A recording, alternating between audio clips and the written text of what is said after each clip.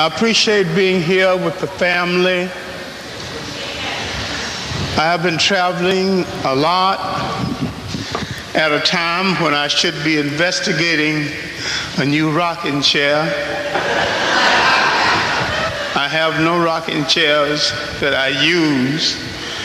I have one upstairs in my house that I throw old clothes on until I can take them downstairs to the laundry. So I'm not using a rocking chair. I remain active. I was in Detroit, political convention, the United Black Front. I came home and I went to the Carolinas for health, healing, festival. Came back again and went to Miami. Came back again and went to Costa Rica.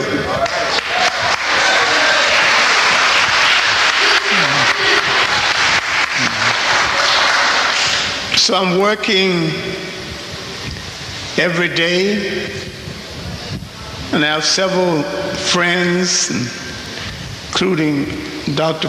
Clarke, who trying to show me how to hold this aging body together. So the sisters know how to tell you how to do it. All right. Now my notes for tonight is based on the things that I'm working on, and the things that I am learning, not only about us, but about other people. Right. Africa under siege. All right. I have maintained that for 3,000 years, Africa has been under siege. Right. The enemy has either been at the gate, at the door, or in our bed. And because the enemy has been in many places, because we are confused about who the enemy is, right, we have the same problem all over the world.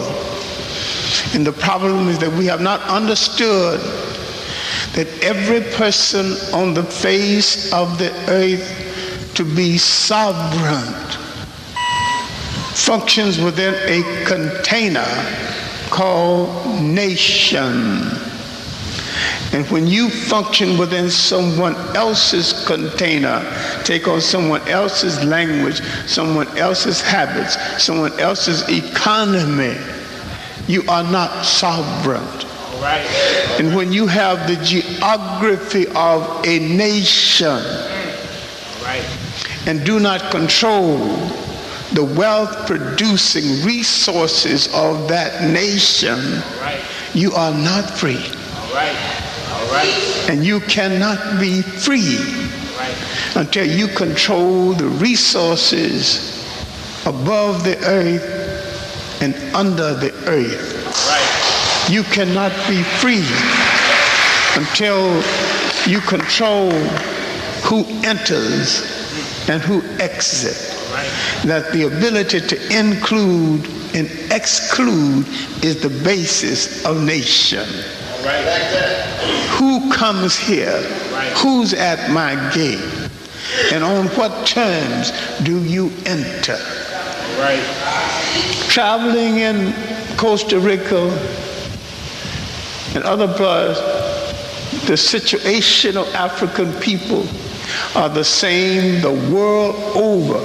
And it's the same situation in Africa.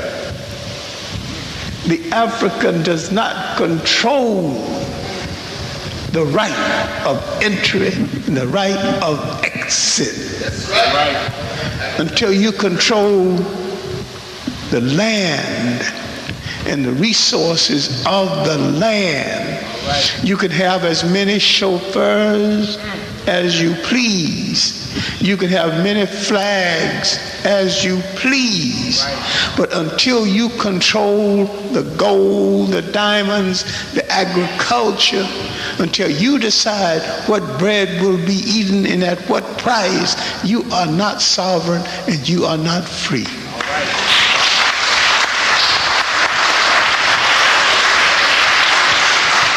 I have repeatedly said, and others have said the same thing, Sheikh Anta Diop has proven that 4 river valleys in Africa under proper cultivation can produce enough food for all Africa and 1/3 of Europe.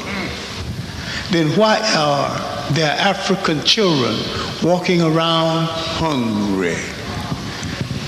For you have mastered the enemy's technique. You have slept with the enemy's woman. You have mastered the enemy's language. But have you mastered the control of the wealth of the land? That is what it's all about. And that is what nation is all about. Now, I was elated about some things in Costa Rica. The African background is mostly Jamaicans. They came there to build the railroad, to do the hard work, to build the railroads into the hinterland, to build the roads for United Fruit Company to take out the agricultural wealth of the country and to become a multi-billionaire company. What did they get? They got little pieces of land that they can raise a vegetable garden. When they consolidated the land, some of the young people began to sell the land back to the people who gave them the land as part of their salary. Until we develop a romance with land and realize they don't make any more land. All right. So if you got it, keep it. All right. And if you lose it, you are not sovereign. All right. Until you can make a decision. Now we are losing our communities because we spent money on Cadillacs, we spent money on a whole lot of things, but we did not buy the real estate in the community. Now, if you approach me in the Harlem community that is owned mainly by the city, you got to approach a real estate owner. I don't have any car, never owned a car, got nothing against the car, couldn't be bothered. But what did I buy? I bought a 4-story brownstone house. I don't owe nothing on it but the annual taxes and the water bill I pay when it comes in. But in that house, from one story to the other, I am sovereign. All right. That is my nation. All right. Those 4 stories. Sometime in the summertime, when my former wife was in Florida, the kids was in camp, and I could work around the clock, I would walk from floor to floor reading books. And because I had a desk on every floor, I would walk around in my shorts. Right.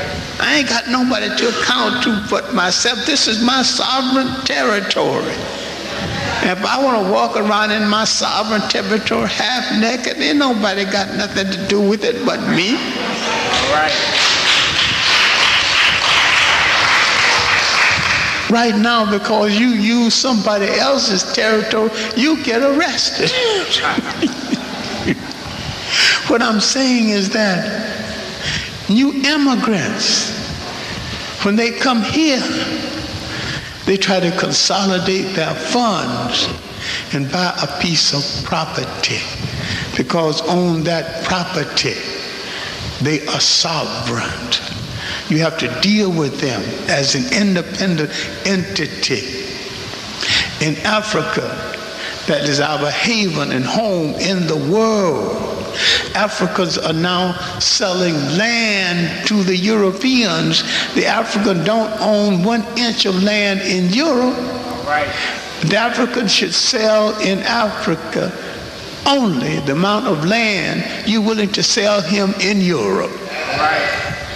If you're not willing to sell me a large tract of land in Europe, I won't sell you any land in Africa. That would end that argument, because he's not going to sell his geography no more than he will sell his child or his home.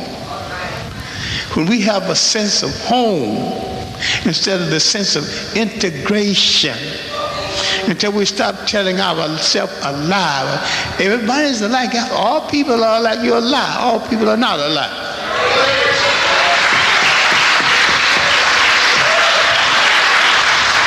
You have your own distinction. You're not a German. You're not an Italian. So don't get yourself confused with other people. You have a special uniqueness. You've not made the best use of it, but you've got a special uniqueness in the world. You've got a special sense of creativity, but you've been too generous with your creativity. Do you know part of the GNP of this nation, part of the GNP of England is based on our music? All right. Why are we so poor while other people are getting rich on our creativity? That's right. We must produce people who can preserve our genius, the genius of our children. And we must understand how we survive. We are on stage without a script, performing before a hostile audience. We ain't got no scenario. We have to make it up as we go along. And we got no friendship in the audience. Nature's circumstances has shaped us in a unique way, different from other people. We have to take advantage of this difference and stop trying to be like other people.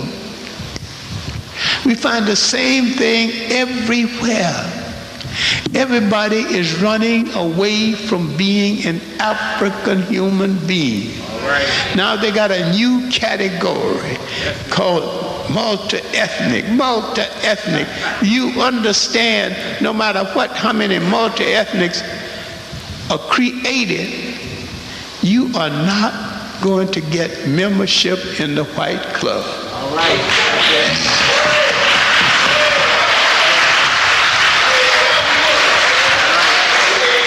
Then all right, let's return the compliment. We'll treat everybody decently, but the African club is exclusive.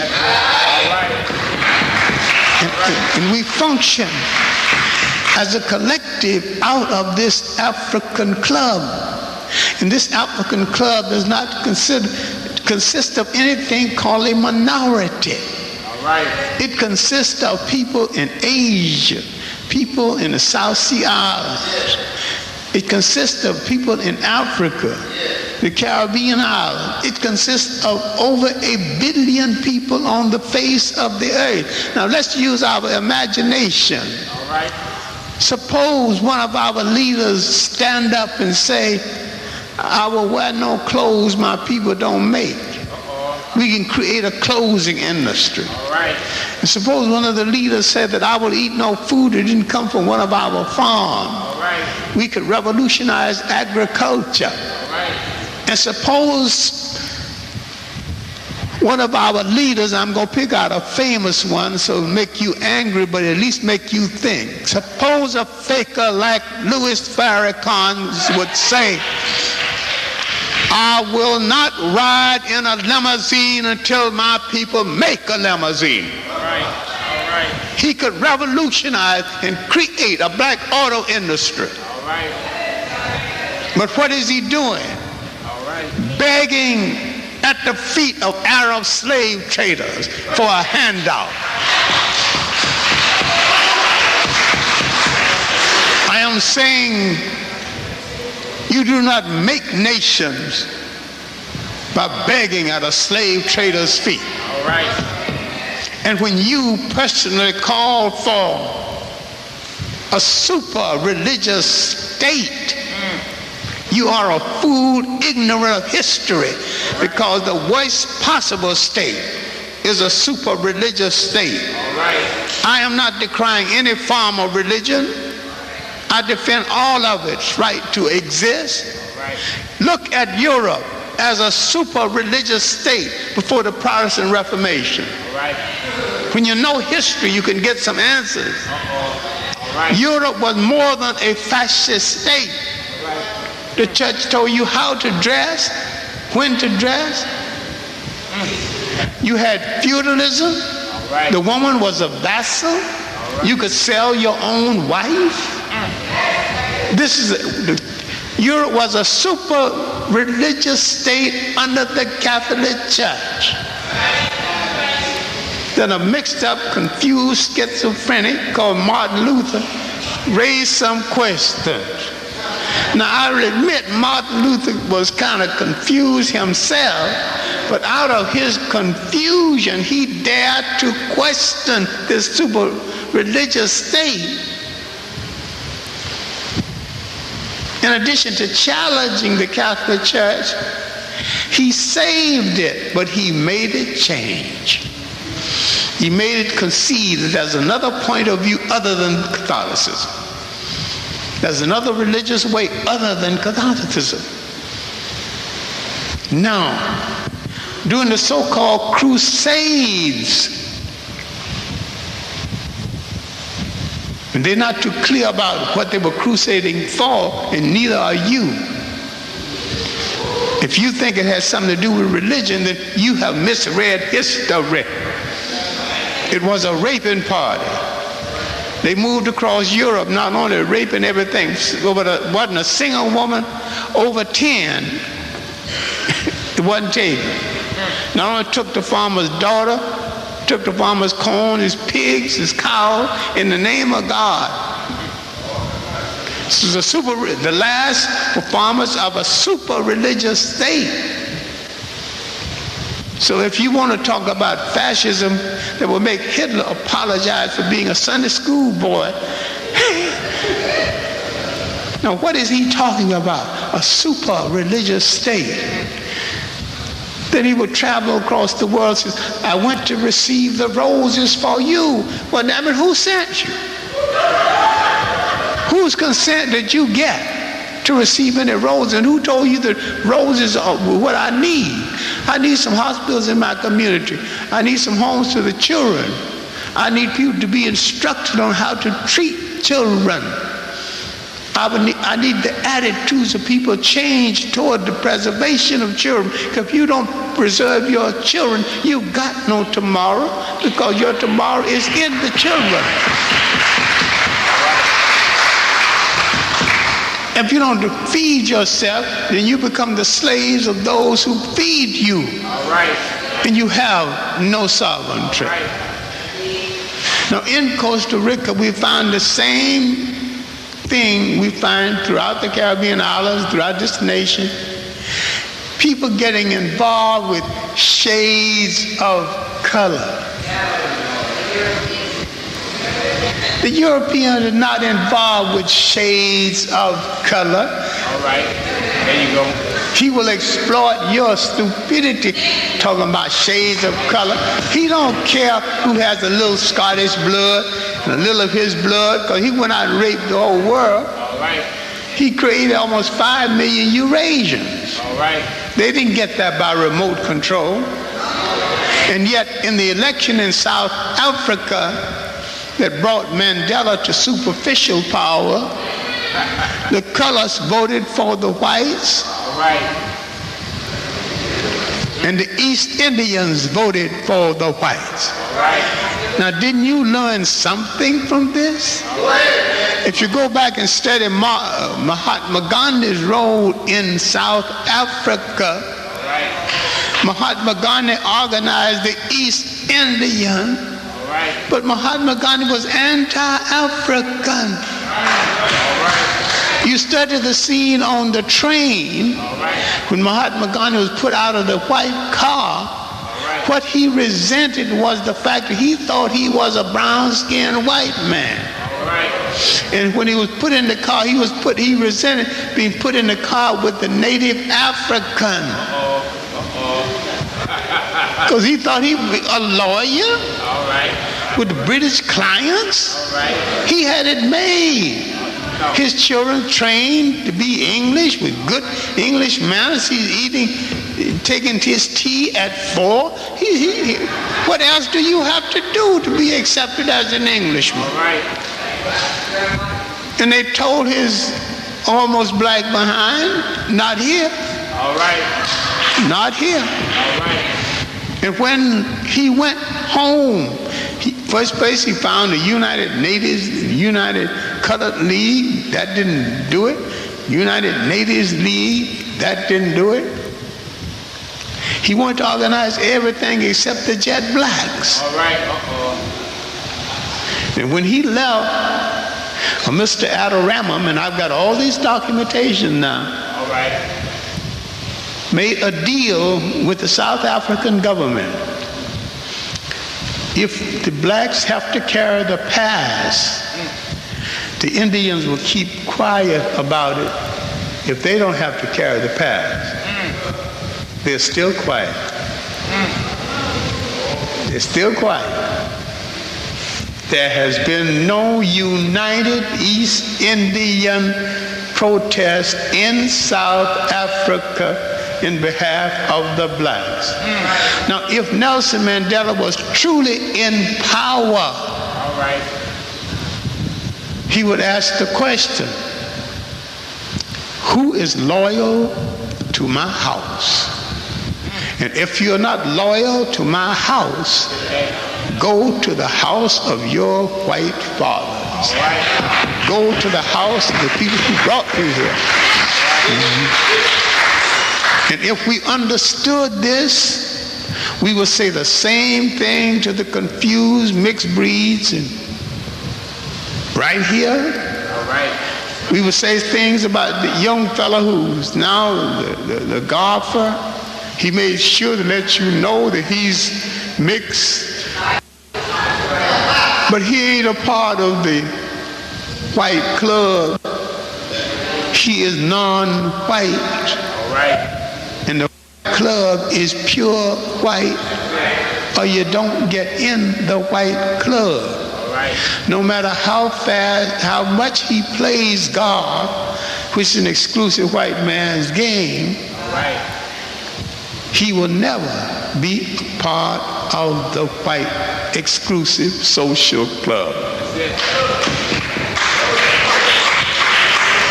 He was blessed by the melanin based on his father's people. He resent being called a black person.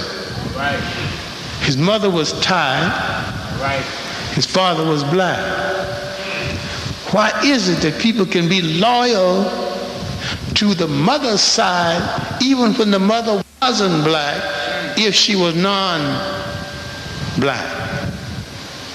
And why do they decry the black side of their being? Because propaganda has programmed the blacks to be at the bottom. And I'm saying if you get the more than 1 billion African people together throughout the world, if you end that siege of African people, you've got in Africa, at the front door, you've got the corrupt slave trading Arab who came there as a slave trader.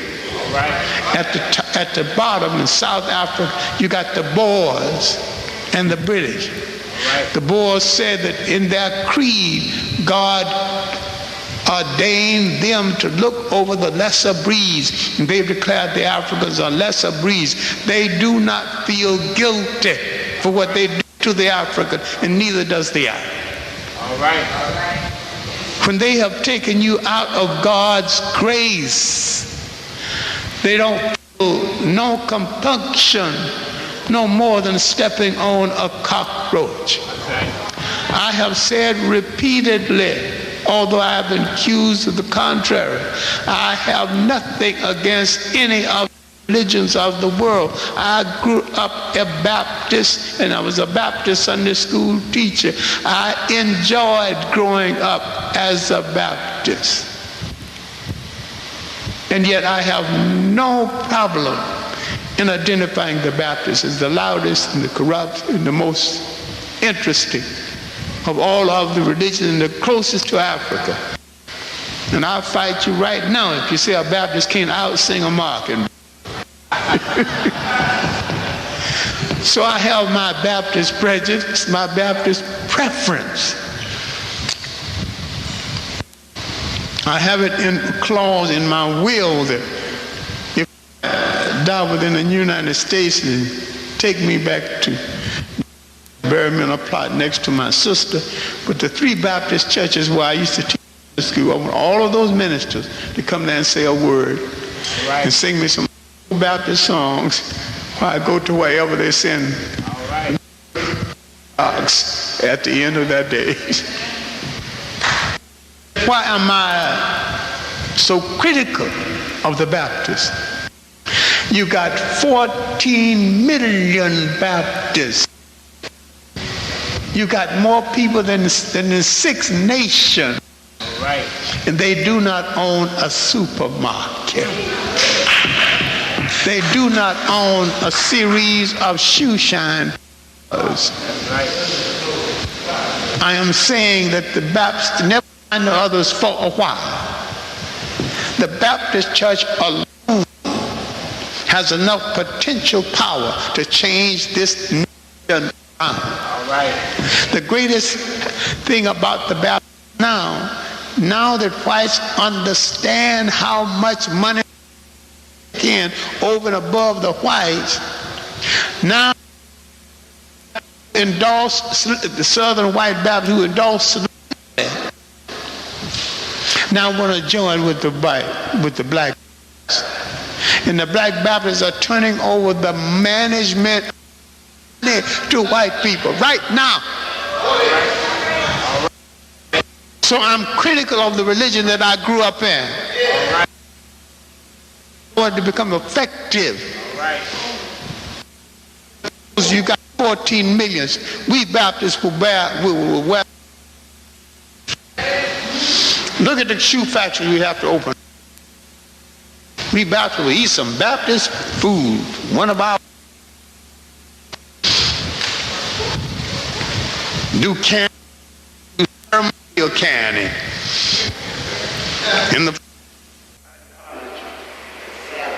If we did this, if Clarke, if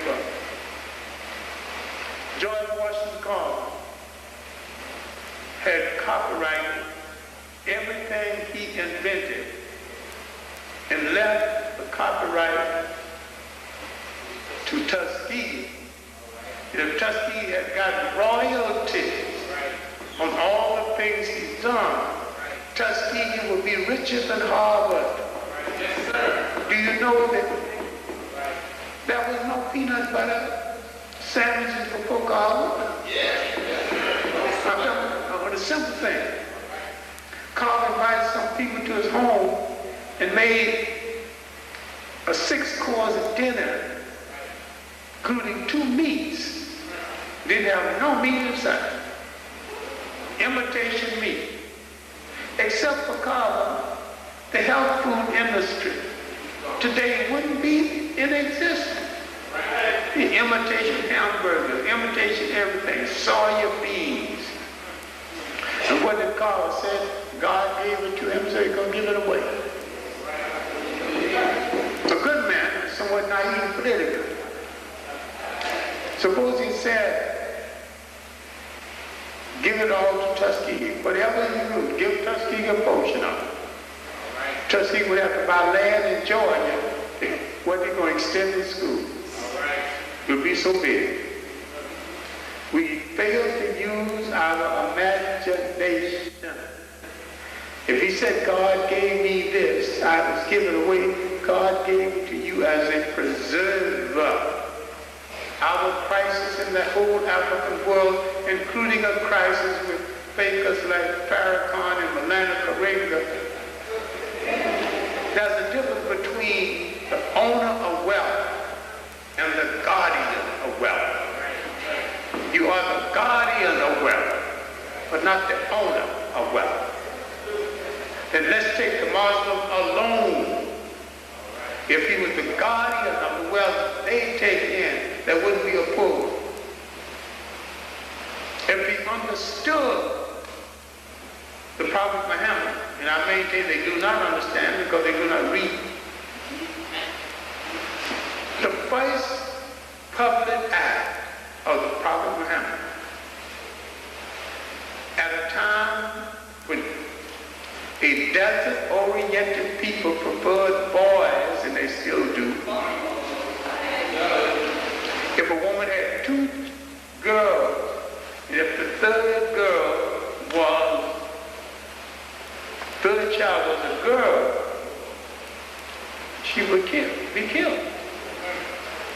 His first public act was to defend the right of women to keep that third child, or the fourth one if it was a girl. How is it that in a religion began by a humane prophet whose first public act was a defense of women, how is it that that is one of the most male chauvinist religions on the face of the earth?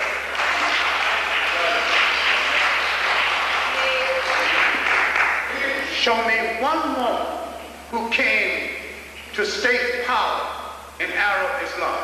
One. In revolutionary Arab African Islam, not only women came to state power, but several women headed the state of Elmina and Zara in Nigeria. A woman who was a defender of Islam. And yet, when Islam swept into West Africa, it was Islamized. You got to understand this, you got to know history. I think most religious people don't read about their own religion. When it came down into West Africa, the Africa was Islamized by Islamized Africans. They knew what to leave alone. And what did they leave alone? The matrilineal system, where the lineage comes down through the female side. Go to West Africa, don't take my word for it. Right now, the women are the masters of the marketplace. Go to East Africa, that was Islamized by Arabs, who changed the matrilineal to the patrilineal. Men are the masters of the marketplace. Now I'm talking about something you can see. So why, even when we adopt other people's religion, we adopt other people's custom. The African has always had a humane custom in relationship to women because the woman is the life giver. The African refers to land in the feminine gender. Now, I am not against Islam, I'm against the ignorance around it. And if you read a book called The Arab Conquest of Egypt, it was a military conquest. There has been no humane conquest in Africa by the Arabs. Why are you calling those bunch of corrupt dogs?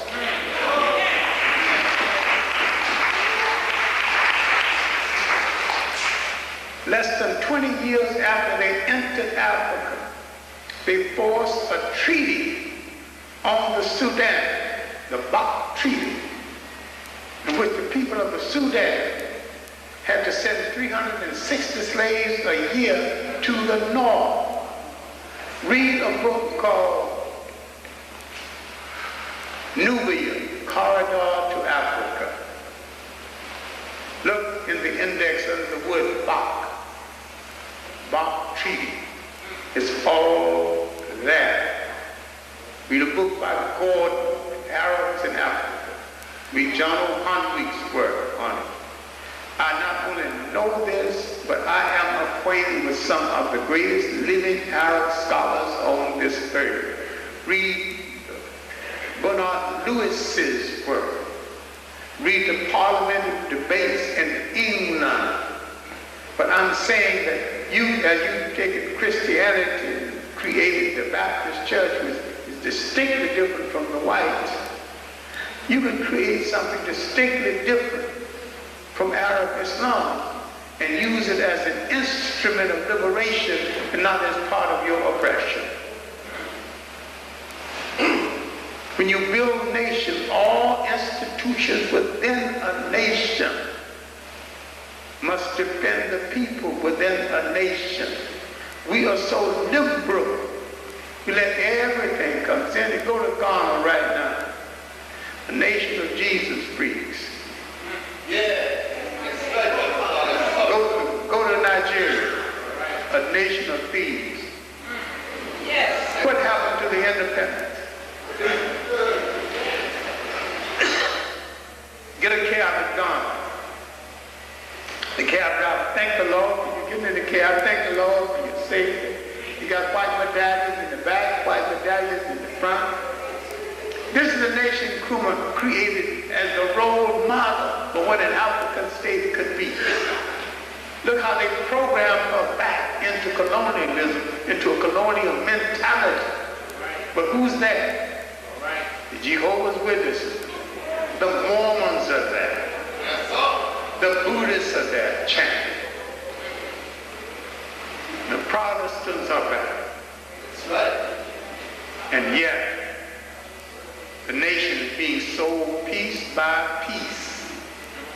You got Africans pimping for Germans, recruiting Ghanaian women to go to Germany, and all they're doing is turn them into domestic servants. And some of them don't even have the money to get back home. And Nkrumah should come out of the grave with a horse whip. Get everything inside. The great Admiral, that great Trinidadian who trained Nkrumah politically, who had no patience for ceremony. See, fortunately, I was in Ghana those early years, 58. And I knew what went wrong. Nkrumah used to have a day in the week like Wednesday. Anybody could walk in and wait their turn. So one lady, an old lady, walked in, finally got her turn, came shaking up fist in Nkrumah's face, and Nkrumah was begging for mercy. Said, Mama, Mama, please, Mama, say what you want to say, Mama. What is it? What is it? He was very good at appealing to old women because Africans have great respect for women the age of their mother. So finally she told him, you promised the lights would come to our community. I said, where is your community, Mom? She told him. He said, the lights are being strung 1 mile a day. How long have you been away from home, Mom? Mom, I've been away from home 3 days. He said, if you had stayed at home, Mom, the lights would be at your community 2 days ago. Now Nkrumah got to come back to her community and turn on the lights. Nkrumah promised. I'm working for Nkrumah newspaper now, the Evening News. I'm working for reporters. Well, I was paid a nice. I was in Ghana broke, and he discovered me. Old Harlem History Club. I told him I was broken. Pittsburgh Curry sent me a bounce check. He just laughed. What you got? He said, you know what I'm going to do? I'm going to put your olive behind to work. And gave me a job. 9 pounds a week. That was a good living. The pound was worth $2.40 at the time. And here I'm even sending my clothes out to be clean. I'm even washing my own clothes out. That's an aristocrat. So I'm going to Nkrumah with this entourage to turn these lights on. Got to the edge of the city. They have ceremonial snacks. They got to kill a chicken, pour blood on the men dancers' feet. They got to dance until the blood is dry. His pathway fit to be killed. We got to kill a nation. Wow, this ceremony, you put the damn chickens. Nkrumah just laughing and enjoying himself. Everybody enjoying themselves. It's their pathway. No patience. And so that's over. Here's another snack. Now the women got to put a little blood on the women dancers. Got to dance till that gets dry. We finally enter the time. All these snacks are banquets. And he said, when are we going to turn on the lights and go back to cruising? We ain't going to turn on those lights until it get dark. And the old lady going to see those lights turn on. She's not going to see them. So finally we have the night ceremony, another banquet, more dancing. Nkrumah told the leader, turned on the lights all over the town. The old lady gets up and makes a speech that she's the one that brought him, that brought him to the village, And she's a little hero. Nkrumah enjoying himself. Padmore's put to BQ. Chicken, snakes, everything.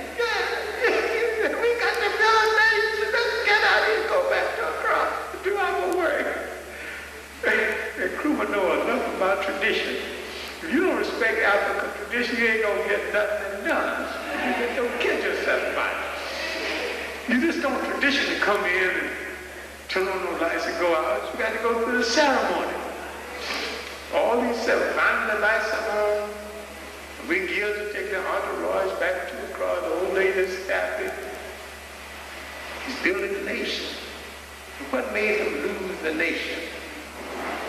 When those fakers around him told him, don't waste time, seeing the people. We'll tell the people, When he cut himself off from the people, when his mentor, his teacher, Joseph B. Dunquah, couldn't see him. Joseph B. Dunquah was a little arrogant, but he was still Ghana's greatest scholar and revered. And he never called him Nkrumah Francis. He called him his old Christian name. It was called Francis K. And he would go to him and say, Francis, stop talking nonsense. When Nkrumah failed to settle that argument between himself and Dunquah, put Dunquah in jail, and Dunquah died in jail, which was the worst thing that could have happened to Nkrumah. Nkrumah started getting some South African communist advisors who were really beneath it all Zionists, who are now still living in Israel. They advised him, you have to go through Nkrumah's appointment secretary, became a Zionist, Bezana, still alive. The real story has been told. Nkrumah began to distrust some of his own people. After he put Dunquah in jail, he became unpopular. The market women in Accra literally helped to put Nkrumah into power. They would have Clarke with Nkrumah's picture on their breast and Nkrumah's picture on their behind. They would walk down the street, shaking their behind, vote for Kwame. They would wrap your food, bananas or something, vinos, vote for Kwame. Croaducio, who's from Ashanti, voted for Kwame, and Kwame made another mistake. I'm talking about nation building now. He hadn't even got his foot solid in his own nation. He reached across Africa to marry this white Coptic Egyptian woman.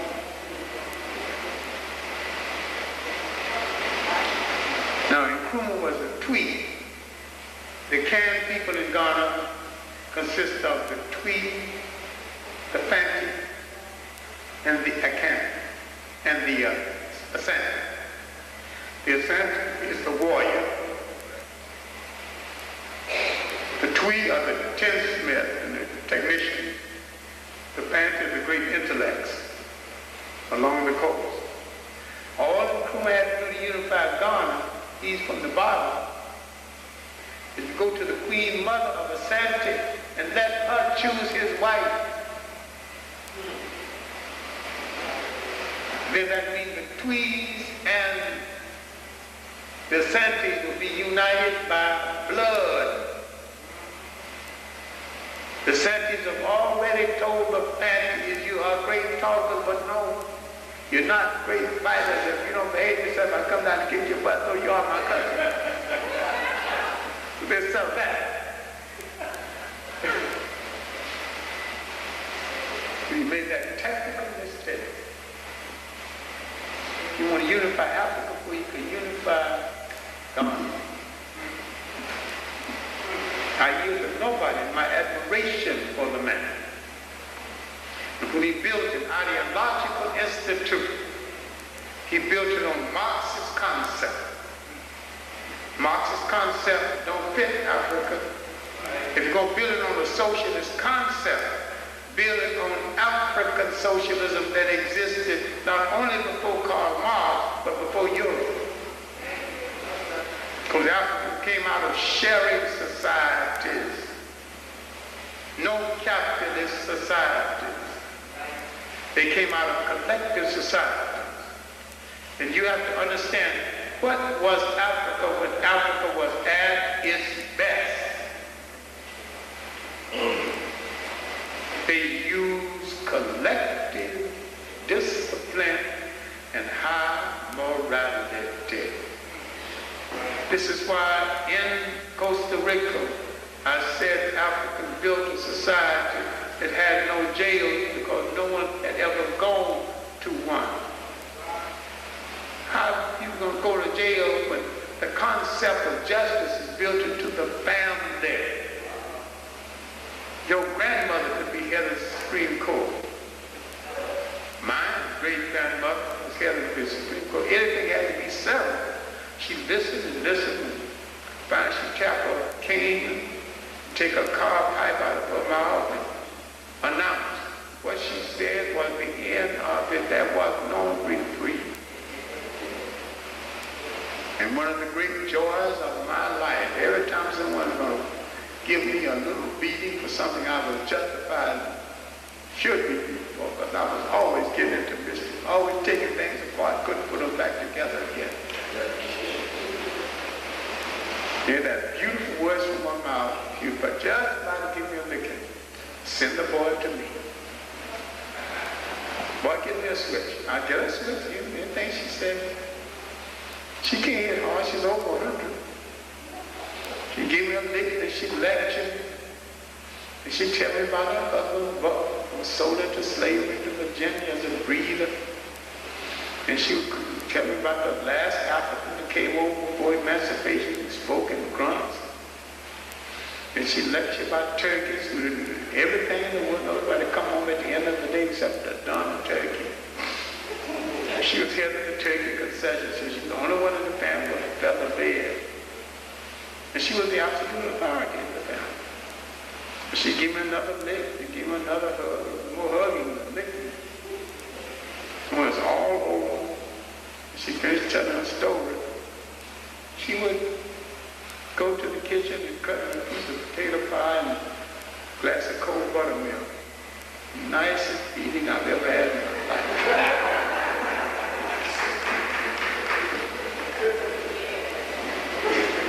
I often say faith is kind enough to show me the real face of God.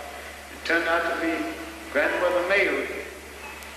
All I'm going to do is shrug my shoulders and say, you know, Grandma, this is the greatest trick you ever played on me. I suspected all along that you was God.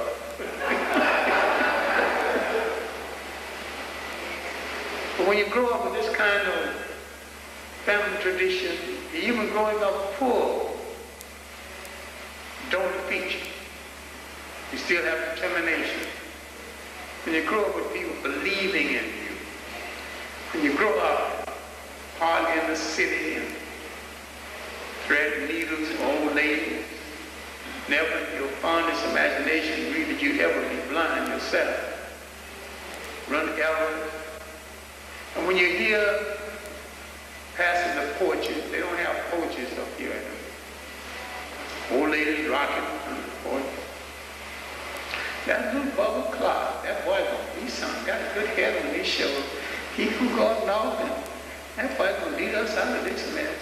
I ain't thinking about leading nobody out of nothing. But they made me think about it. In order to please them, I at least tried to make some kind of contribution that would lead us out of this mess.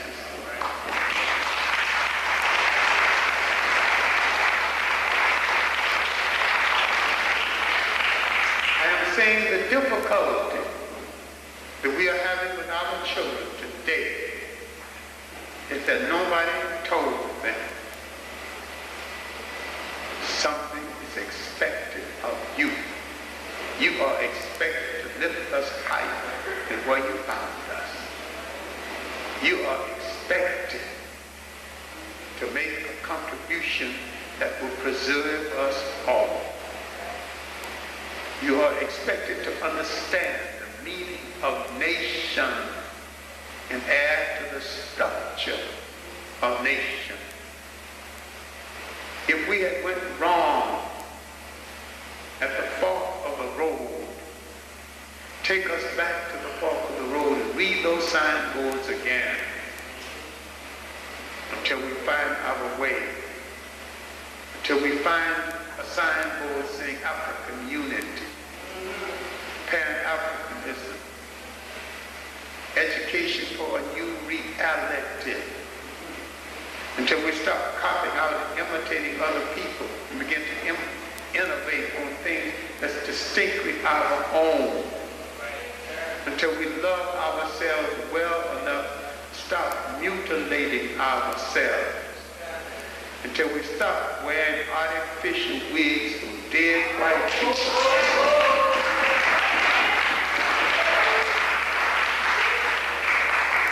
We stop making a color out of color.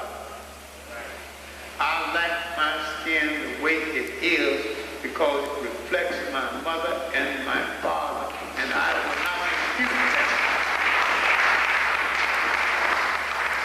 And I will offend them by saying, I don't like what you gave me. If it came out light, then that's what they gave me, and that's what I have to live with. That don't make me any better or worse than anyone else. If it came out black, thank you for giving me some of that good stuff that God and nature gave you.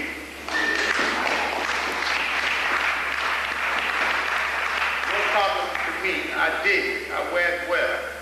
If it's a problem to someone else, it's their problem, not my problem. We must look at ourselves the way our enemies look at us. Yes. He don't care who's light. He don't care who's jet black. He don't care who's almost white. He put all of us in one bag, shake up the bag, and put one word on that bag. There you go. You better understand. We better stop all this nonsense. All right? Stop this nonsense by cut. All these runaway people, go ahead and run. Go to your white father's house. Let me see if you open the door. Go to your white father's table. Let me see if he feeds you. He'll introduce you to some reality. Remember, he sized you and went into the legislation of his countries and made law against you sitting beside him on public transportation, though he is your father. He's got no humanity. If he has no humanity, that means we have to create a common humanity for all of us. We cannot break ourselves down based on shades of color, who have a little Scottish blood, who have a little English blood. You had no control over it one way or the other. You need not apologize. You need not boast. The nation of tomorrow is going to have to be built with all of us. And not one fraction placed against another. I will end this by telling you what I'm doing. I'm finishing polishing a book called Pan-Africanism or Perish. I maintain that either we unite and preserve ourselves or we go out of business as a people. If you can't do that, measure yourself for neck irons and leg irons and go on back into slavery because there's nothing else for you to do. I did a small book for the Phelps Stokes Fund for education for a new reality in the African world. I maintain the only legitimate education for black people is the education to control a nation.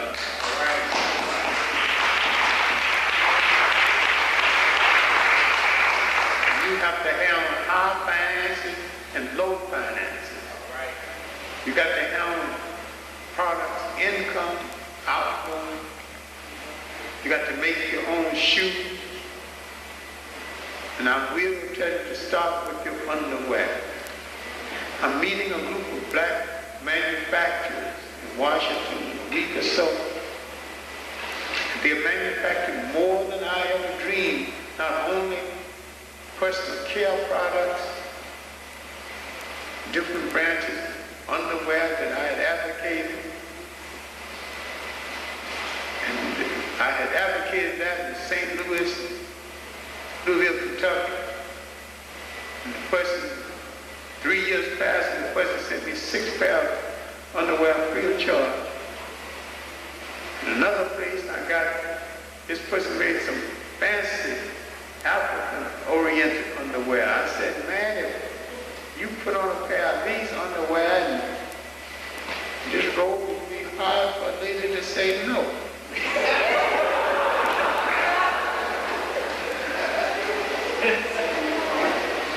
Beautiful design. Got 6 pairs. So I got 12 pairs of underwear free of charge.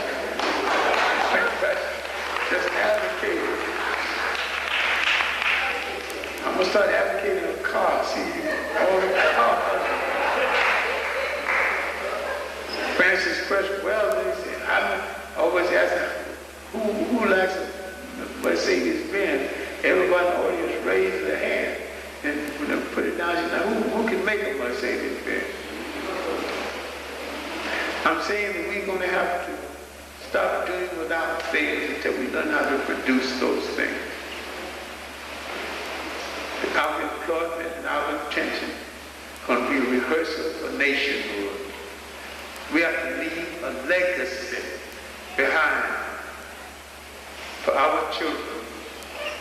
And they, in turn, have to leave a legacy of the pursuit of total sovereignty and freedom, not only for their children, but for the still more beautiful ones